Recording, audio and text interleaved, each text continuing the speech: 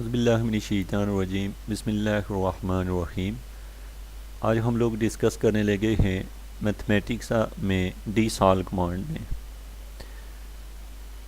जो डी साल कमांड है इसका इस्तेमाल हम मैथमेटिका में कब करते हैं और इसके बैकग्राउंड पे कौन कौन सी डिफरेंशियल इक्वेशंस या ओडी या पीडी को हम लोग सॉल्व करने के लिए यूज़ कर सकते हैं और इसकी लिमिटेशन क्या है।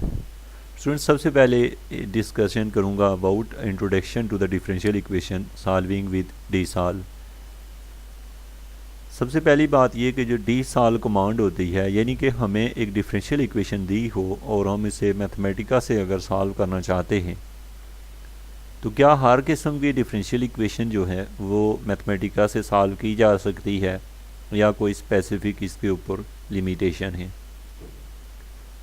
तो इसी बारे में मैं यहाँ पे इस लेक्चर में बात करूँगा। तो स्टूडेंट्स, सबसे पहली बात ये कि हम इंट्रोडक्शन पे मूव करते हैं।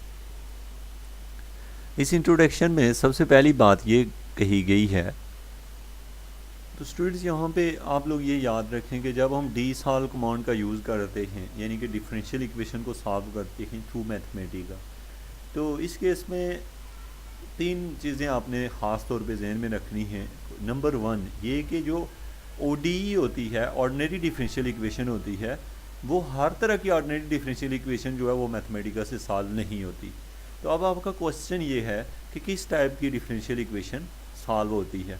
तो स्टूडेंट, सबसे पहली बात ये कि जो कोर्स आप पढ़ते हैं FSC के अंदर, BSc के अंदर, इवन के मास्टर के अंदर, वो जिनके एग्जैक्ट सोल्यूशन पॉसिबल होते हैं वो सारी की सारी डिफरेंशियल इक्वेशन जो होती हैं मैथमेटिका से सॉल्व हो जाती हैं।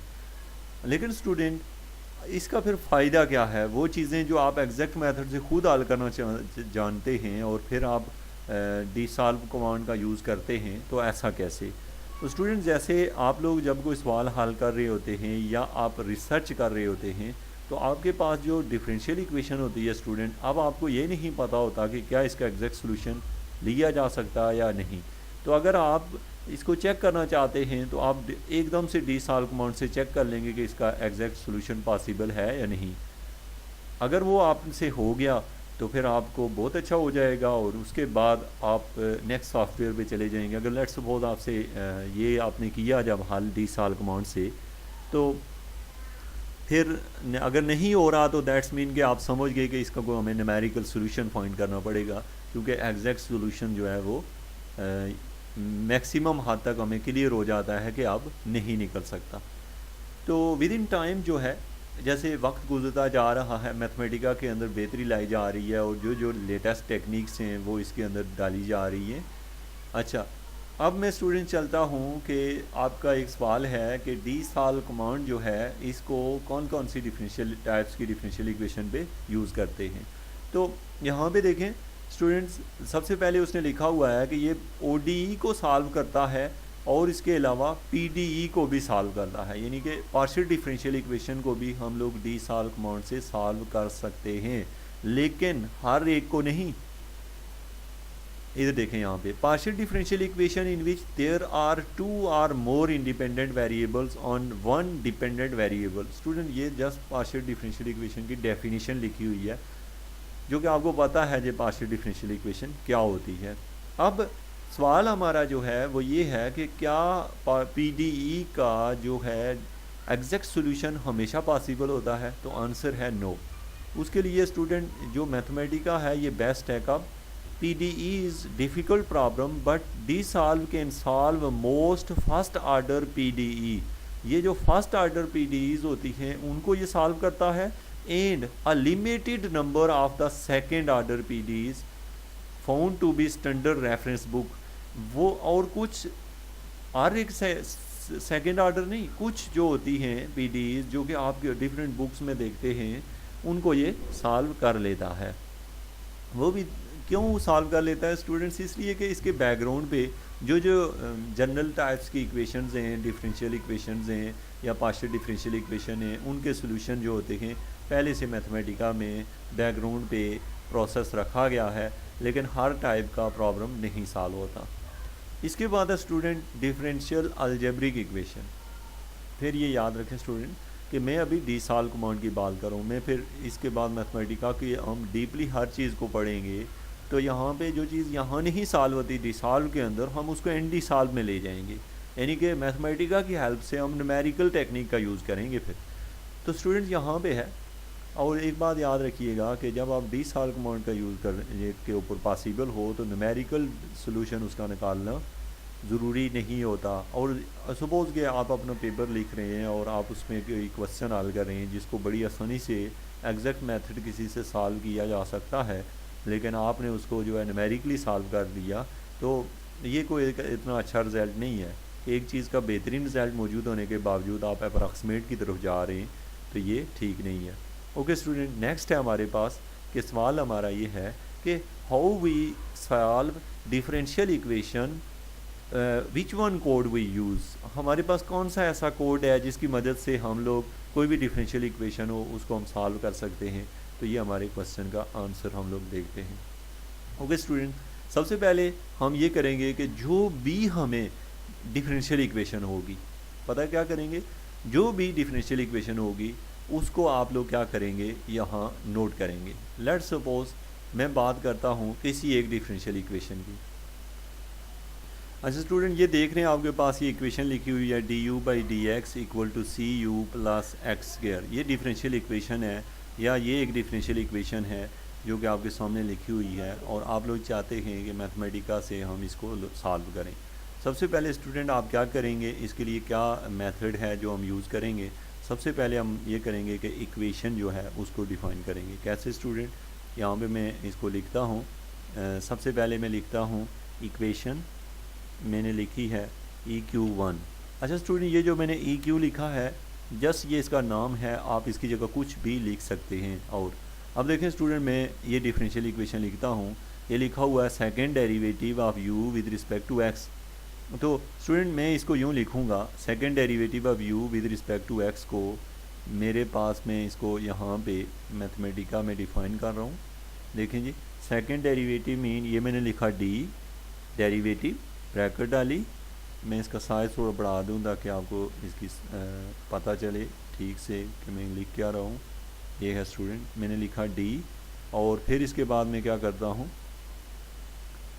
यहाँ से क्वेश्चन जो है वो मैं सामने रख लेता हूँ, इसको थोड़ा मिनिमाइज़ कर लें, और ये है जी आपके सामने वो क्वेश्चन है, और ये मैं लिख रहा हूँ।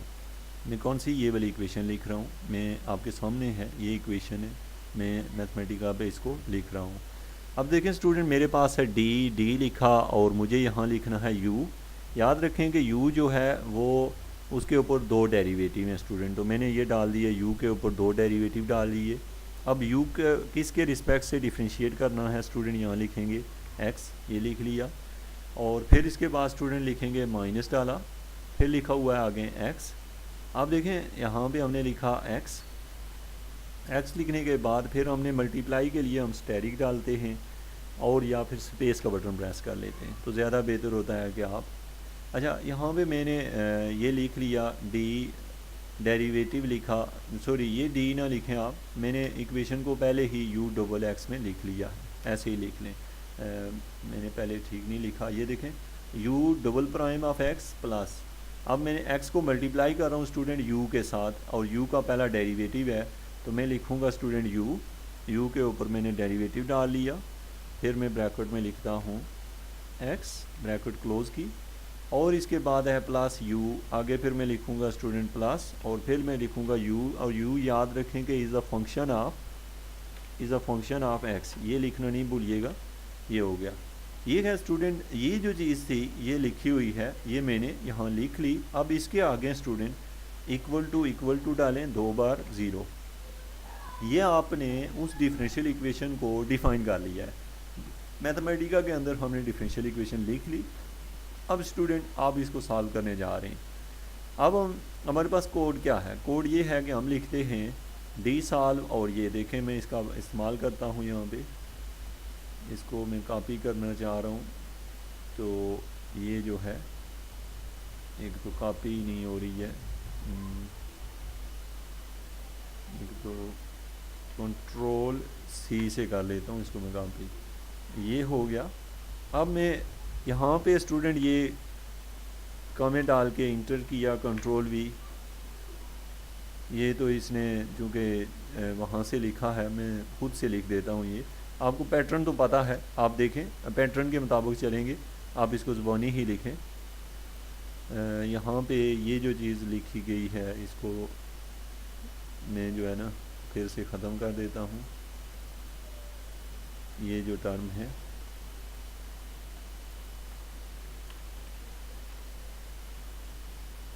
यहाँ से न्यू डॉक्यूमेंट ओपन कर लें। अब मैं इसको लिखता हूँ क्योंकि इसमें थोड़ा प्रॉब्लम हो गया था,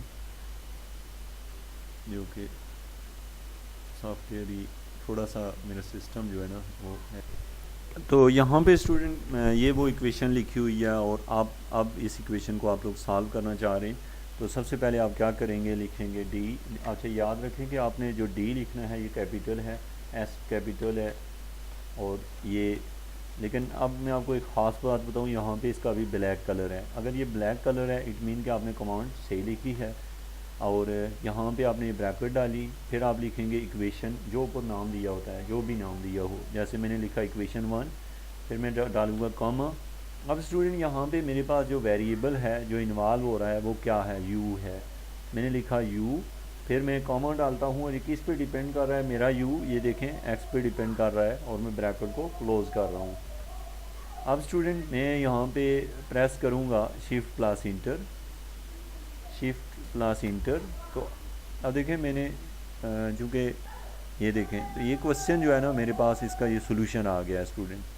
तो अब आप लोगों ने ये देखा कि मैथमेटिका की हेल्प से हम लोग किस तरीके से इस डिफरेंशियल इक्वेशन को सॉल्व करते हैं। ओके स्टूडेंट, यहाँ पे जो रिज़ल्ट है जैसे ये हमारे पास काफ़ी अच्छा मतलब रिज़ल्ट है, जो कि हम अगर इसको मैथमेटिकली सॉल्व करें तो काफ़ी टाइम हमें रिक्वायर होगा और आप अपने रिज़ल्ट को भी सही से देख सकते हैं। अब हम चलते हैं स्टूडेंट अपने टॉपिक की तरफ, यानी कि हम लोग डिस्कस कर रहे हैं कि डिफरेंशियल जो इक्वेशन होती है वो हम लोग किस तरीके से सॉल्व करते हैं। नेक्स्ट हमारे पास क्वेश्चन नंबर 2 है स्टूडेंट को, जो डी सॉल्व कमांड है उसमें जैसे इक्वेशन 1 और इक्वेशन 2 यानी कि सिस्टम ऑफ इक्वेशन दी हुई हूँ तो डी सॉल्व कमांड से कैसे हल की जाती हैं। ओके स्टूडेंट, यहाँ पे आप लोग ये करेंगे कि जिस तरीके से यहाँ मैंने इक्वेशन नंबर 1 लिखी है, आप लोग यहाँ पे नीचे equation number 2, equation number 3, equation number 4 लिख लेंगे। सारी इक्वेशनों को इस तरह लिखने के बाद आप लोग यहाँ पे डी सॉल्व के अंदर यहाँ लिखेंगे इक्वेशन 1, फिर कॉमा डाल के दूसरी वाली इक्वेशन, तीसरी, जितनी भी हैं। उसके बाद स्टूडेंट सारा प्रोसीजर सेम है। आप यहाँ देखें जैसे कि इसमें देख रहे हैं आप y1 ऑफ x। अब इट मीन के चूँकि जितनी इक्वेशनें हैं ना, जैसे आप यहाँ u1 लिखेंगे, यहाँ पे u2 लिखेंगे, u3, जितने भी आपके अननोन हैं वो सारे हम यहाँ पे लिख लेंगे जो भी हमने निकालने हैं।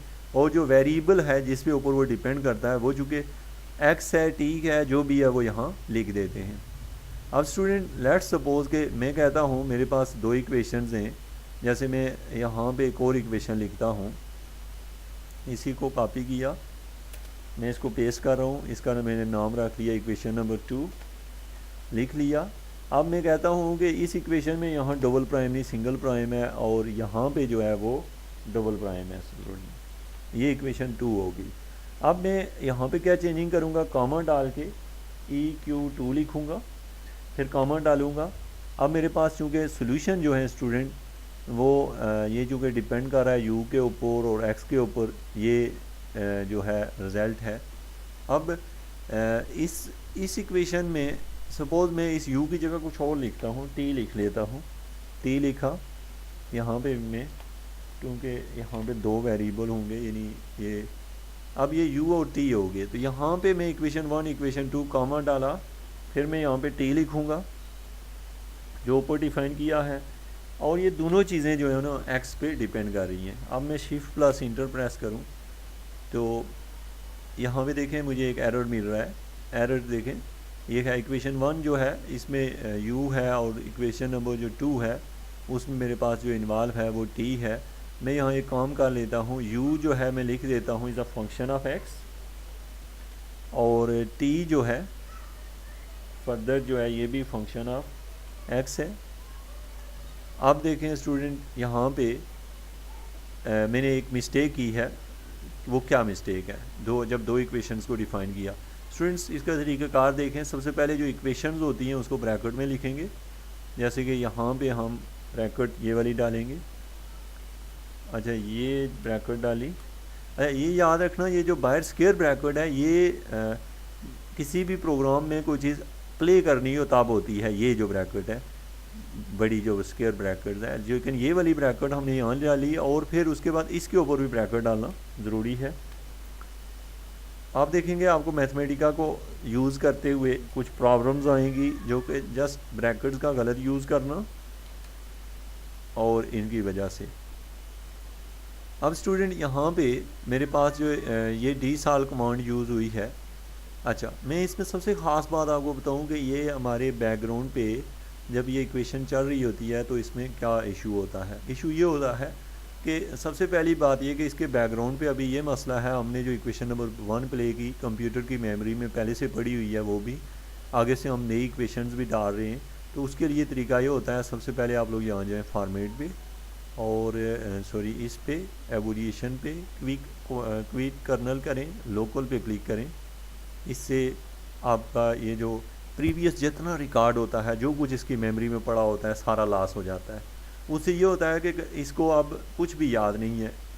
अब स्टूडेंट हम क्या करते हैं, ये जो हमने लिखा हुआ है इसको मैं दोबारा से यहाँ से डिलीट कर देता हूँ। यहाँ पे मैंने ये जो लिखी हुई है इक्वेशन, यहाँ पे मैं इसकी जगह t लिख देता हूँ।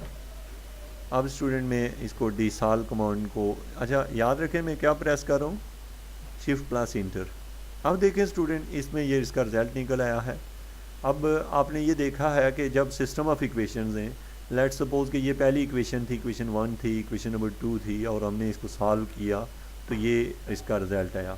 इसमें मैंने आपको डिफरेंट टाइप्स के एरर भी चेक करवाए हैं कि जब आप लोग सॉल्व करेंगे तो आपके साथ क्या प्रॉब्लम होगी। अच्छा स्टूडेंट, जो जो चीज़ें हम यहाँ करते चलेंगे और इससे पहले कि जब ये कोर्स या मैंने इसका यूज़ करना शुरू किया था इस प्रोग्राम का, तो इनिशियली हम यही डिमांड करते हैं कि हम गलत भी लिखें तो रिज़ल्ट सही आए, जैसे गूगल पे लिखते हैं। लेकिन मैथमेटिका में ऐसा नहीं होता, या आप कंप्यूटर प्रोग्रामिंग में इन चीज़ों की केयर करनी होती है। अच्छा, इन सारी चीज़ों को जैसे कि जो एरर जो आपको यहाँ पे इंट्रोड्यूस होते हैं वो मैं आपको 1 बाय 1 यहाँ पे गाइड करूँगा ताकि आपको, तो ये आपने फ़र्क देखा है इक्वेशंस, अगर सिस्टम ऑफ इक्वेशंस हों और सिंगल इक्वेशन हो तो हम किस तरीके से सॉल्व करते हैं। सिस्टम ऑफ इक्वेशंस के लिए हमें ब्रैकेट का डालना ज़रूरी होता है।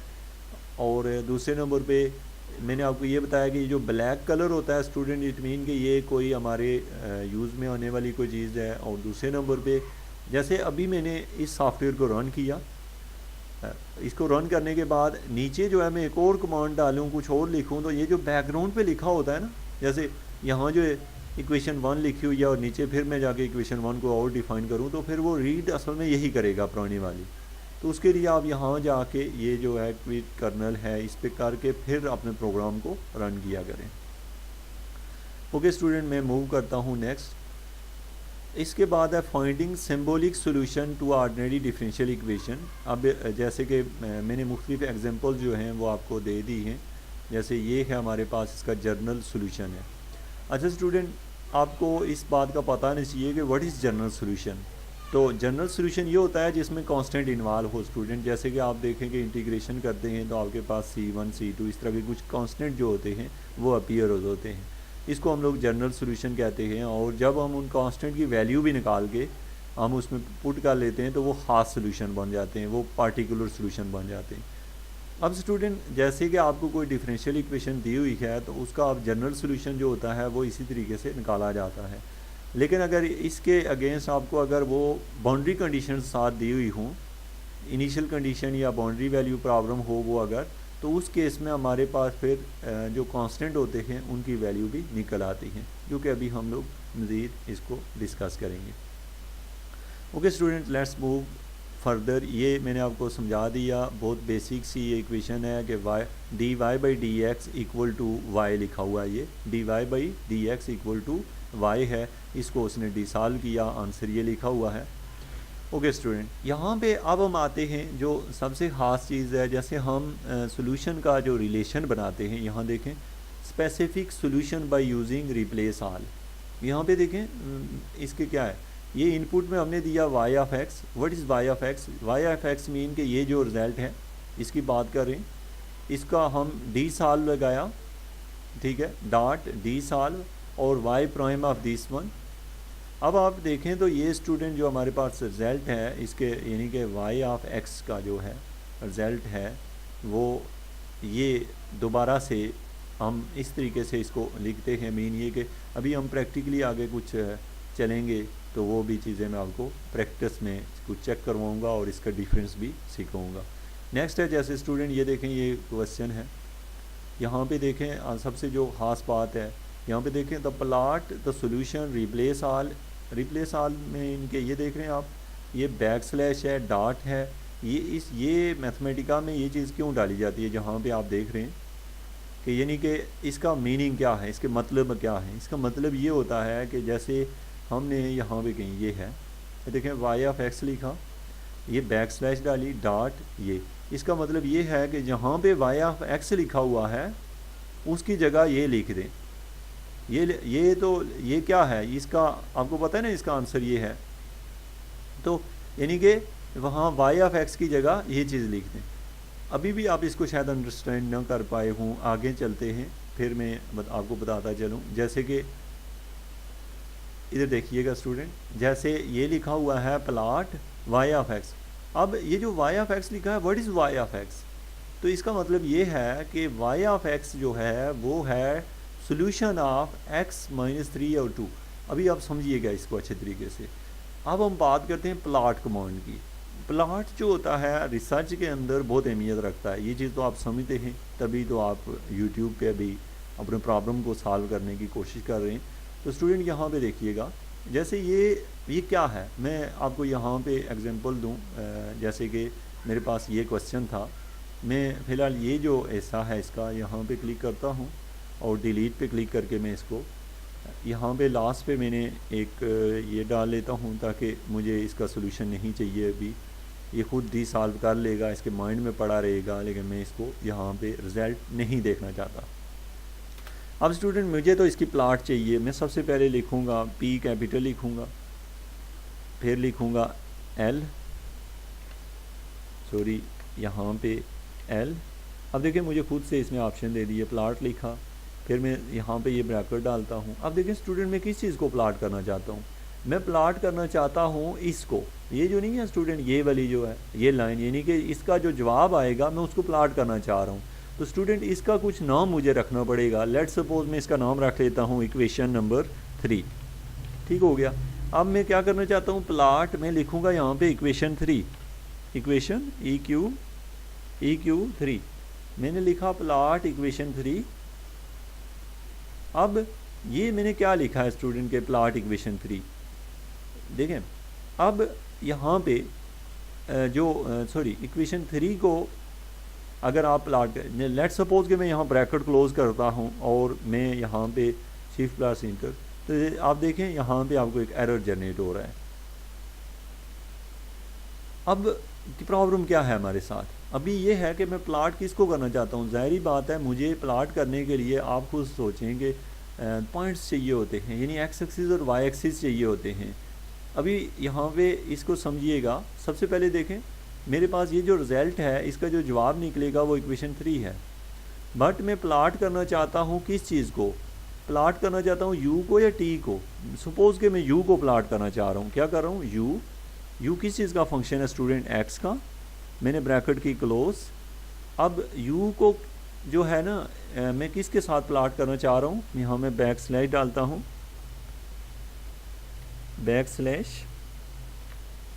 और फिर इसके बाद मैंने क्या लिखना है यहाँ स्टूडेंट, मैंने लिखना है इक्वेशन 1 के साथ, 3 के साथ, इक्वेशन 3 के साथ। तो मैं लिखूँगा EQ3, ठीक है। और यहाँ पे मैं डॉट डालूँगा स्टूडेंट लाजमी, क्योंकि ये हो गया डॉट इक्वेशन 3। और देन फिर मुझे वैल्यू देनी पड़ेगी, यानी कि इसकी क्या वैल्यू रखनी है मुझे। मेरे पास जो वेरिएबल है x है वो यानी कि मुझे जो एक्स एक्सिस पे मैं लेंथ दे रहा हूँ कहाँ से कहाँ तक मैंने प्लाट करना है।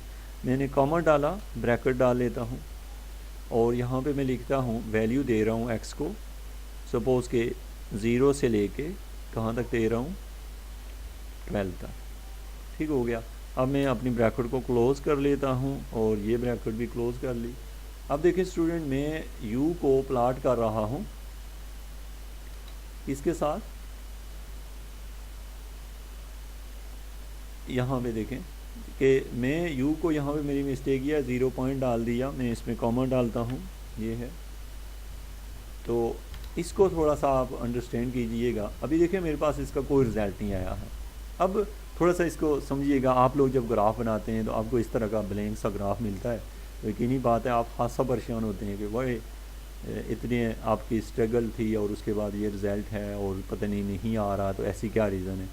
चलें इन चीज़ों को ही हम दूर करते हैं। तो स्टूडेंट यहाँ पे देखें मैंने क्या बात की, मैंने कहा कि मैं यू एक्स को ग्राफ लेना चाहता हूँ कि इसके साथ इसके जवाब के साथ, यानी कि जो सोल्यूशन आएगा। अब देखें अक्सर इस इक्वेशन नंबर 3 को वो SOL लिख दे, सोल्यूशन लिख दे या कुछ भी है, यानी इक्वेशन 1 और इक्वेशन 2 का जो सोल्यूशन है उसके साथ मैं इसको प्लाट करना चाह रहा हूँ। अब देखें स्टूडेंट यहाँ पे मेरे पास ये जो प्लाटिंग कमांड है आप देख सकते हैं, जैसे यहाँ पे क्या दी गई है x-3 to 2। याद रखें कि ये जो -3 से 2 है ज़रूरी नहीं है इसकी वैल्यू आप चेंज कर सकते हैं, बट इशू क्या है हमारे साथ, अभी इशू हमारे साथ ये है कि अभी जो है इसने कोई एरर तो नहीं दिया, लेकिन ये कि इसका रिज़ल्ट हमें कहीं नहीं मिला। क्या इसके जो हमने रेंज ली है यानी 0 से लेकर 12 तक जो हमने काउंटिंग की है, क्या उसके अंदर हमारा ग्राफ आ भी रहा है या नहीं, सोल्यूशन जो है क्या मैथमेटिका के अंदर इसको वो रिज़ल्ट दे पा रहा है या नहीं। तो स्टूडेंट मैं इसकी वैल्यू को अगर थोड़ा सा और इंक्रीज़ कर दूँ फिर भी इसके पास इसका रिज़ल्ट नहीं है। फिर नेक्स्ट मैं इसको और इंक्रीज़ कर रहा हूँ, आप देख रहे हैं फिर भी इसका रिज़ल्ट नहीं है। तो मैं यहाँ पे लिखता हूँ स्टूडेंट -22। आप देख रहे हैं कि -22 के बावजूद भी इसका रिज़ल्ट नहीं है। तो अब यहाँ पे स्टूडेंट मैं t को अगर प्लाट करूँ, मैं प्लाट करना चाह रहा हूँ t को, ठीक है, t को प्लाट करूँ तो ये मेरे पास जो है इसका भी रिज़ल्ट नहीं है। तो अब स्टूडेंट हम इस इशू को लेके चलते हैं कि ये ऐसा क्यों है कि सपोज़ के हम, तो अब देखें स्टूडेंट ये इक्वेशन 1 है, इक्वेशन 1 जो है इसका इसमें से u निकलेगा, इसको जब हम सॉल्व करेंगे तो यहाँ से u निकलेगा, जब हम इक्वेशन नंबर 2 को सॉल्व करेंगे यहाँ से t निकलेगा। यहाँ हमने लिखा इक्वेशन 1 एंड 2 और ये इसका जो रिज़ल्ट है। तो चूँकि स्टूडेंट जब हम प्लाटिंग करते हैं तो हमारे पास ज़रूरी नहीं होता कि हर एक इक्वेशन का प्लाट लाजमी आए, ठीक है, लेकिन इन चीज़ों को रिड्यूस करने के लिए यानी कि हमारे प्रॉब्लम्स को कम करने के लिए कि जो प्लाट हम ले रहे हैं क्या उसका रिज़ल्ट जो है वो, और ये जो मीनिंग है इस चीज़ के ये क्या मतलब है, इनको हम लोग मज़ीद और ज़्यादा देखेंगे अभी, और ये सारी चीज़ें ओब्सो इंशाल्लाह आपकी क्लियर होंगी और आपको ये रिज़ल्ट भी मिलेंगे कि किस तरीके से। लेट्स मूव अगेन, यहाँ से हम देखें स्टूडेंट, तो आपने ये देखा कि हम किसी इक्वेशन को जब सॉल्व करते हैं तो हमारे पास उसके ग्राफिकल रिजल्ट्स आते हैं। लेट्स सपोज कि मैं यहाँ पे क्या इसको देख लें रिज़ल्ट को, यहाँ पे जैसे लिखा गया है डॉट डाला, इक्वेशन 3 लिखी, कॉमा डाला और उसके बाद है एक्स की वैल्यू यहाँ से यहाँ तक ली गई है। तो ये है जी प्लाट टी को, हमारा मैथमेटिका जो है उसके पास ऐसा कोई ऑप्शन नहीं है कि वो इसको मतलब क्या कर सके, इसके आंसर को ड्रा कर सके। मैं आपको इसका रिज़ल्ट दिखाता हूँ। देखें आपने ये है ना सोल्यूशन, u का सोल्यूशन ये है, आप देख रहे हैं u का सोल्यूशन क्या है √2 C1 और ये आप देखें स्टूडेंट यहाँ पे कांस्टेंट इन्वॉल्व है C1। यहाँ पे आप देखें नीचे तो ये देखें बेसल फंक्शन इन्वॉल्व है, दूसरे नंबर पे इस पर कुछ कांस्टेंट इन्वॉल्व हैं। मुझे इन कांस्टेंट्स की वैल्यू चाहिए, तो मैं क्या करूँगा ऐसे कि मुझे इसके प्लाट्स भी मिलें। ओके स्टूडेंट, अब आप लोग ये चीज़ समझ जाएंगे कि ज़ाहिर है प्लाट करने के लिए जो कांस्टेंट इन्वॉल्व हैं, जो हमारे पास जनरल सोल्यूशन है उसको हमने पार्टिकुलर बनाना है, तो हम प्लाट्स की तरफ जाएंगे। यहाँ आए, जैसे कि मैं इस इक्वेशन में आपको दिखाऊँ, ये देख रहे हैं आप कि ये क्या, ये प्लॉट क्यों हुआ है, सोल्यूशन क्यों आया है, रिज़ल्ट क्यों आया है।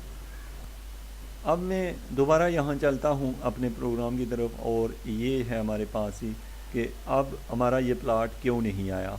ओके स्टूडेंट, तो स्टूडेंट आपने देखा कि हमारे पास इक्वेशन नंबर 1 दी थी, इक्वेशन नंबर 2 दी थी। जब हम इक्वेशन 1 को इंटीग्रेट करेंगे 2 टाइम, तो जो हमारे पास रिज़ल्ट आएगा, यहाँ पे मैं चलता हूँ इसकी तरफ। ये देखें स्टूडेंट, हमने ये इक्वेशन ली थी, इसको जब आप लोग इंटीग्रेट करेंगे तो आपको पता है कि 2 कांस्टेंट इन्वॉल्व होंगे, क्योंकि ये सेकंड डेरिवेटिव है। अब 2 कांस्टेंट के लिए 2 कंडीशंस, 2 बाउंड्री कंडीशंस जो होंगी वो हमें दी हुई होंगी, तब उन कांस्टेंट की वैल्यू का हमें पता चलेगा।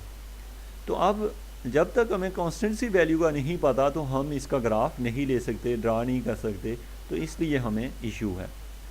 तो ओके स्टूडेंट, अब हमारा क्वेश्चन यहाँ पे क्वेश्चन नंबर नेक्स्ट जो क्वेश्चन अराइज होता है जी, एक डिफरेंशियल इक्वेशन है, हम लोग उसको सॉल्व कर रहे हैं मैथमेटिका की हेल्प से। तो याद रखें कि आप मैथमेटिका के जो रूल्स हैं वो उनको आप जानते हैं और उन पे काम कर रहे हैं। ओके स्टूडेंट, अब मैं आता हूँ दोबारा अपने प्रॉब्लम की तरफ। ये है, ये इसका सोल्यूशन है, और ये प्लॉट पॉसिबल नहीं है। अब मैं इसको जो है ना यहाँ से रिमूव करने लगा हूँ स्टूडेंट इस चीज़ को, और आपको सिखा भी देता हूँ। देखें मेरे पास ये एक्स्ट्रा रिजल्ट्स हैं, मैं यहाँ क्लिक करके शिफ्ट का बटन प्रेस करूँगा, अपर एरो को क्लिक किया, सेलेक्ट हो गए सारे, राइट क्लिक किया, मेरे पास राइट क्लिक करूँगा, कट कर देता हूँ, ये देखें दोबारा से इक्वेशन आ गई। अब स्टूडेंट मैं आता हूँ, ऐसा प्रॉब्लम है, लेट सपोज कि हमें इसके साथ बाउंड्रीज दी हुई हैं, बाउंड्री कंडीशंस दी हुई हैं, तो हम लोग कैसे उसको हैंडल करेंगे। ओके स्टूडेंट, ये देखें, अगर हमें बाउंड्री कंडीशन साथ दी हों, जैसे कि ये देखें, आपने ये करना होता है, जहाँ पे इक्वेशन को डिफ़ाइन करते हैं वहीं बाउंड्रीज़ को भी डिफ़ाइन करते हैं। यहाँ पे आके हम लोग बात करते हैं जी इक्वेशन 1 एंड इक्वेशन 2, कॉमा डाल के स्टूडेंट यहाँ हमें बाउंड्री कंडीशन डिफ़ाइन करनी पड़ेंगी। कॉमा डाला, अब u के ऊपर बाउंड्री कंडीशन है, लेट्स सपोज u, अब बाउंड्री ऑफ u एट 0 पे कितना दिया हुआ है, डबल इक्वल डालूँगा, मैं कहता हूँ 2 दिया हुआ है, कॉमा, फिर मैं कहता हूँ u जो है उसका फर्स्ट डेरिवेटिव के ऊपर उसकी वैल्यू दी हुई है स्टूडेंट, मेरे पास है, कहाँ से लाऊँ, ये डेरिवेटिव डाला, ब्रैकेट में लिखता हूँ एट 2 के ऊपर स्टूडेंट मुझे वैल्यू दी हुई है इक्वल टू 8 दी हुई है। ये मैंने डिफ़ाइन कर ली है बाउंड्री कंडीशंस, किसके लिए, पहली इक्वेशन के लिए। अब स्टूडेंट मेरे पास ये है कि इक्वेशन नंबर 2 भी इन्वॉल्व है, तो इसके लिए स्टूडेंट अब आप यहाँ पे एक ख़ास फोकस कीजिएगा और अपने माइंड को इस पॉइंट पे लाएं कि क्या हमारे पास ये जो लिखा है क्या ये ठीक है। आप खुद सोचें इसके बारे में कि तब जाके आप सीखेंगे मैथमेटिका बिल्कुल टू द पॉइंट वैसे ही काम करता है जैसे हम डेली लाइफ में, या इसके अलावा हम लोग मैटलैब की बात करेंगे तो वो बाकायदा एक लॉजिक के साथ। तो देखें स्टूडेंट, बात हुई है इक्वेशन 1 की। अब मैथमेटिका को क्या इन्फॉर्मेशन कि ये जो बाउंड्री कंडीशंस दी हुई हैं u और u पे डैश के ऊपर इक्वेशन 1 के साथ इसका हमने, तो इसके लिए मैं आपको एक तरीका बता देता हूँ कि आपने यहाँ पे बाउंड्री कंडीशंस और इसके जो सोल्यूशन हैं किस तरीके से इनको हैंडल करना है। तो स्टूडेंट मैं इसके लिए जो है ना एक ब्लॉक बना लेता हूँ, या फिर मैं देखें यहाँ पे मैं इस सारे प्रोसीजर को, यानी सिस्टम ऑफ इक्वेशन है, 2 इक्वेशन है और मैं चाहता हूँ कि इसका सोल्यूशन निकालें, लेकिन उससे भी पहले मैं बैक साइड पे मूव करता हूँ। ये चीज़ मैं कॉपी कर लेता हूँ, ये मेरा माउस थोड़ा सा ख़राब है, ये मैंने कॉपी कर लिया। मैं यहाँ आता हूँ, मैं आपको जो चीज़ सिखाना चाह रहा हूँ अभी, बल्कि मैं ओवरऑल कॉपी कर लेता हूँ। यहाँ से मैंने कॉपी किया, इस रिजल्ट को इंटर करके यहाँ इसको मैं पेस्ट कर रहा हूँ। मैं इक्वेशन 2 को नहीं सॉल्व कर रहा अभी, सिर्फ मैं इक्वेशन 1 को हल करना चाह रहा हूँ। ये देखें इक्वेशन 1 बाउंड्री कंडीशन साथ दी हुई है, क्योंकि जब मैं इक्वेशन 1 की बात करूँगा तो उस वक्त मुझे ये नहीं चाहिए, ये वैल्यू मैंने हटा दी है। इवन कि मुझे ब्रैकेट्स की भी ज़रूरत नहीं है, क्योंकि मेरे पास सिंगल इक्वेशन है। कौन सी ब्रैकेट, ये जो ब्रैकेट डाली है ये ब्रैकेट मुझे नहीं चाहिए, ये भी नहीं चाहिए, और इसके अलावा जो है मुझे क्या चीज़ें एक्स्ट्रा दी गई हैं, ये वाली ब्रैकेट नहीं चाहिए मुझे, बल्कि नहीं, क्योंकि जब इनिशियल कंडीशन दी हुई हूँ तो ब्रैकेट डालना ज़रूरी होता है। ओके स्टूडेंट, अब यहाँ पे मैंने कॉमा डाल लिया, इसमें इसको भी मैं रन नहीं करना चाह रहा, इनको तो छोड़ देता हूँ। यहाँ गया, इसको मैंने लोकल पे क्लिक किया, ये देखें अब बात हो रही है इस चीज़ की ना, इक्वेशन 1 को हम जब सॉल्व करने जाते हैं, शिफ्ट प्लस इंटर किया, मेरे पास जो रिज़ल्ट आएगा अभी इनपुट 1। अब आप देखें जी, ये हमने इसका आंसर निकाल लिया और आंसर के अंदर कहीं भी जो कांस्टेंट इन्वॉल्व नहीं है, तो यू का रिज़ल्ट आ गया।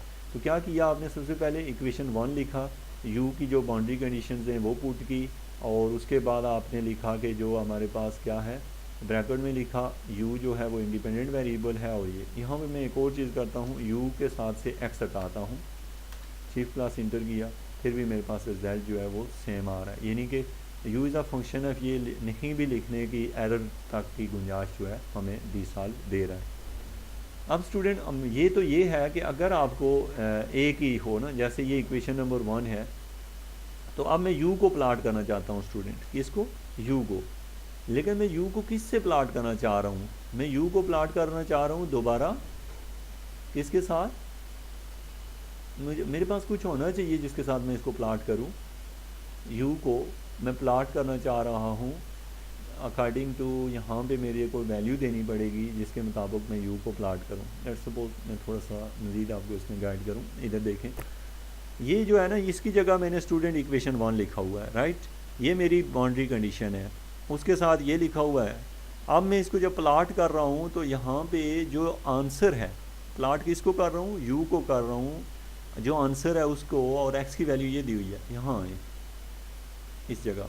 अब देखें, मैं यहाँ प्लाट करना चाह रहा हूँ u को, और किसके साथ करना चाह रहा हूँ, मेरे पास जो आंसर है, पता है आंसर कहाँ है, ये है। इसको जब हम हल करते हैं ना, तो इसी से तो जवाब आया था, इस आंसर का नाम मैं सोल्यूशन लिख लेता हूँ। आप इसका कुछ और भी नाम रख सकते हैं, अपने नाम से भी लिख सकते हैं। ये है solution equal to this one, इसके आगे मैंने डाल दिया ये कॉमा। अब बात समझिएगा स्टूडेंट कि ये आपको एक इक्वेशन दी हुई थी, उसको आपने हल किया तो उसका जवाब ये होगा, मैथमेटिका को खुद पता चल जाएगा। यहाँ में ये लिख लिया, अब मैंने प्लाट करना है जब, तो मैं पूरा नहीं लिखूंगा, मैं लिखूंगा कि u को प्लाट करो सोल्यूशन के साथ। यहाँ देखिएगा, u को प्लाट करना है, इसकी जगह मैं लिखूंगा सोल्यूशन के साथ। स्पेलिंग बिल्कुल सेम होनी चाहिए, जो स्पेलिंग ऊपर लिखे हों, ताकि ये लिखा। अब मैंने ये लिख के शिफ्ट प्लस इंटर किया। अब थोड़ा सा इसमें एक चीज़ मैं आपको बताता चलूँ, जैसे मैंने u को प्लाट करना चाह रहा हूँ किसके साथ, सोल्यूशन के साथ, इसके साथ सोल्यूशन के साथ, जो कि सोल्यूशन ये है, और u जो है वो डिपेंड कर रहा है x पे, राइट। मेरे पास इसका रिज़ल्ट जो है वो क्या वो इसको रीड नहीं कर रहा या इशू क्या है। मैं यहाँ से जाता हूँ, इसको ये लोकल ये कर लिया। अब 1 मिनट इसका वेट करें।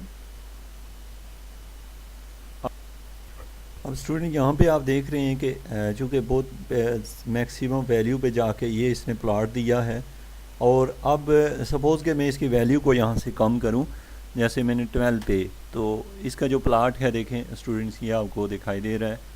तो अब मेरे पास जो रिज़ल्ट है, जैसे मैं इसको और थोड़ा सा अगर 1 पे करूँ तो मेरे पास इसका रिज़ल्ट ये आ रहा है, 12 पे करूँ तो ये रिज़ल्ट आ रहा है।